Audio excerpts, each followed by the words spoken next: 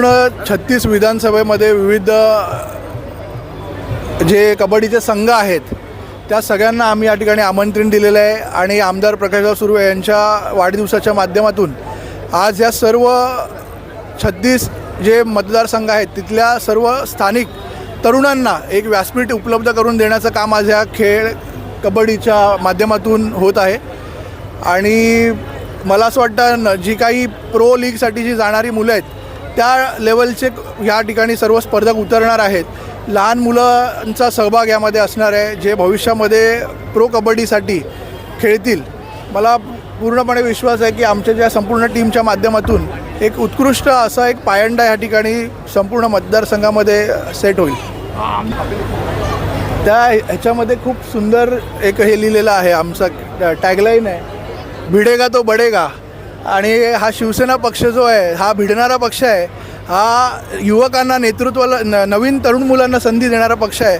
हा आज या कार्यक्रमाच्या माध्यमातून आत्ता 2026ला आपण नववर्षात भिडून आम्ही चांगले कामं करून लोकांची मनं जिंकू असा आम्ही संकल्प केलेला आहे। कुठे फर्स्ट प्राईजमध्ये काय काय ठेवले? आपण रोख पारितोषिक ठेवलेले आहेत 50,000 आणि 75,000 आणि 50,000 असे 2 प्राईज मनी ठेवलेले आहेत फर्स्ट आणि सेकंड प्राईजसाठी।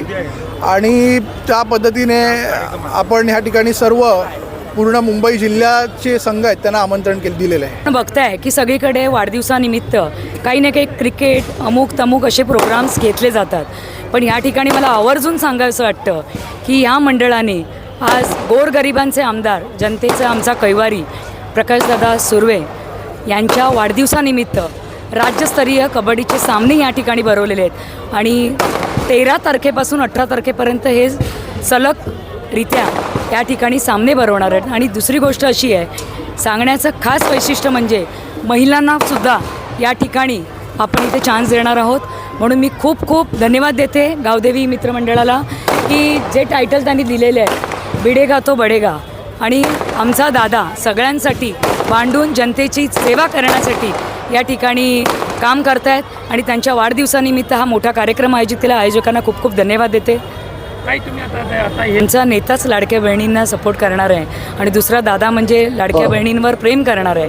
आणि आमचे पक्षप्रमुख एकनाथजी शिंदेसाहेब यांनी जी लाडकी बहीण योजनेच्या माध्यमातून जे महिलांसाठी त्यांनी उपक्रम केलेले आहेत त्या माध्यमातून दादासुद्धा तो वसा पुढे त्याच पद्धतीने घेऊन जात आहेत। आणि मी या ठिकाणी राजलासुद्धा खूप खूप शुभेच्छा देते, कारण राजच्या माध्यमातून युवा टीमला या ठिकाणी प्राधान्य देण्याचं काम राजने केलेलं आहे। म्हणून या दोघांनासुद्धा खूप खूप मंडळ आयोजित भव्य अशा कबड्डी स्पर्धांचं आयोजन या ठिकाणी 5 दिवसाचं केलेलं आहे। त्याचं निमित्त म्हणजे आमच्या सर्वांचा आधारवड, आमचे सर्वांचे मार्गदर्शक, आमच्या सर्व या मागाठाण्यातल्या लाडक्या बहिणींचा भाऊ म्हणजे आमदार प्रकाशदादा सुर्वे यांच्या वाढदिवसाचं औचित्य साधून या ठिकाणी हा कार्यक्रम आयोजित केलेला आहे। काल प्रभाग क्रमांक 11मध्ये भव्य असं डोळे तपासणी शिबिर आयोजित केलं। आज या ठिकाणी कबड्डी स्पर्धा आयोजित केलेल्या आहेत। वेगवेगळ्या प्रकारचे कार्यक्रम हा भगवा सप्ताह आमदार प्रकाशदादा सुर्वे यांच्या वाढदिवसाच्या निमित्ताने या मागाठाण्यामध्ये आयोजित केलेला आहे। याच्यामध्ये अनेक लोकांनी आरोग्य शिबिरं घेतलेली आहेत, सुरक्षा रक्षकांचे सत्कार या ठिकाणी घेतलेले आहेत, त्याच्याशिवाय सफाई कर्मचाऱ्यांचे सत्कार या ठिकाणी घेतलेले आहेत आणि त्याच्याशिवाय आरोग्य शिबिर मोठ्या प्रमाणात या ठिकाणी राबवलेलं आहे। आणि मला वाटतं या महाराष्ट्रातला एकमेव आमदार असा असेल ज्याचे 15 दिवस या विभागामध्ये कार्यक्रम राबवले जातात।